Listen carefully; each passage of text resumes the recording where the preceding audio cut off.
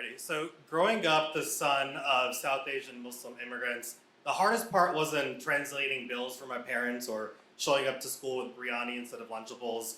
The hardest part was growing up alone because all my siblings were 10 and 14 years older than I, and all I wanted was someone to, share life with, trade Pokemon cards with, talk about girls with, which later became boys, and I just wanted that experience of growing up with a sibling.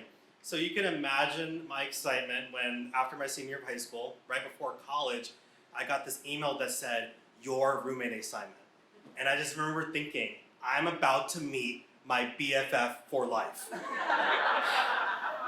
That summer, I met Brooks. He grew up very different from me, going to debutante balls and a son of very affluent parents in Charleston, South Carolina.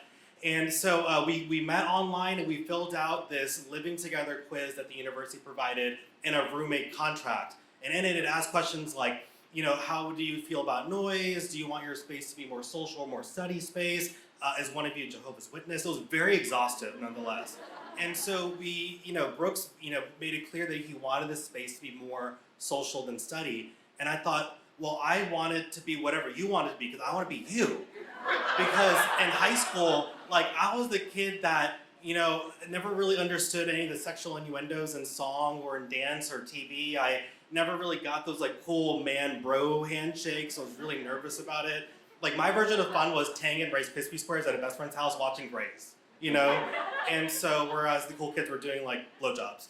And so I get to school and I meet Brooks, and early days with Brooks were fine. I can tell I was not the roommate he was expecting to have, but I wanted to make it work. I was convinced of it, my BFF for life. And so coupled with this, I enter school as pre-med because when you're the child of immigrants, you have to become a doctor to get your parents' love. And there's no other choice around it. And on top of that, it was Ramadan, and so I was fasting for Ramadan as well. And so now we enter the fall, and I have this huge chemistry midterm coming up on Friday. And I remember thinking, if I do well in this midterm, I'm on the path to earn my parents' love. If I don't do well, I have to do med school in the Caribbean. Or, even worse in brown community, become a dentist. And so I studied every single night. Tuesday night, I go and study and come back home. And Brooks has 12 people at midnight playing Xbox on his 60-inch TV. And I don't want to lose points with Brooks. I don't want to be uncool. So I just kind of get in bed, and one of the guys feels bad. He gets him out. The next day I wake up and I'm studying really hard. I'm like Rocky Balboa. I wake up at dawn. I eat my food before the sun rises to fast. I'm studying all day, except it's not boxing. It's organic compounds for chemistry, and it's not Eye of the Tiger. It's Damaged by Danity Kane. And I'm going for it. And I come back home, and Brooks is there, and he's asleep. And I'm like, thank goodness I can get some sleep tonight. And he's not really talking to me lately. But I wake up to smoke, and I can't see past my hand.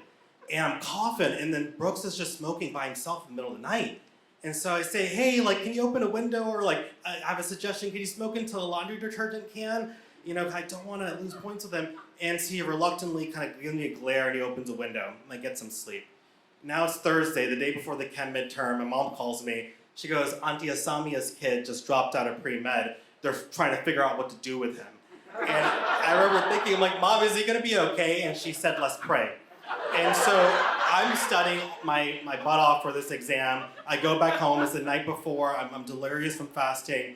And I get back home, and Brooks is just sitting there playing video games quietly. I'm like, okay, I think I can get some sleep tonight.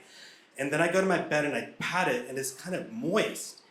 And it's kind of wet. And I touch the pillow, and it's reddish, pinkish stains on it. And then I pull the covers, and the entire bed is wet and damp to the mattress. And I turned to Brooks, and I said, what happened here? And he played a video game, then he wouldn't even make conversation with me. And I said, did you do this? And he said, no. And I was like, well, who did this? And he wouldn't talk, and so I went in front of the TV screen. I'm like, hey, I just wonder how this happened. He goes, move, it's not my stuff, I don't care. At that moment, my soul left my body. And then I walked to the door, and I closed, and I locked it. Then I turned around, and I stared at Brooks, and at the top of my lungs, I yelled, do you like it when people do this to your stuff? I picked up books and I slammed on the floor. I picked up a shot glass, it went flying. I picked up papers, everything was crazy. Brooks was right there, cherry red, I was screaming. My hallmates were banging on the door Yusuf, open up, we saw this on TLC, it doesn't end well. And so I'm screaming, and the next thing I know, I'm not in my mind. I pick up a chair and I throw it towards Brooks, and it breaks into 3 pieces. It hits a mirror, which shatters on him. The second piece hits Brooks, and the third piece lands at my feet. And then my soul entered my body, and I left immediately to go talk to the RA. And I said there was a problem, there was a fight. And he's like, oh, it's okay, we'll handle it in the morning. I'm like, I threw a chair, and he's like, oh.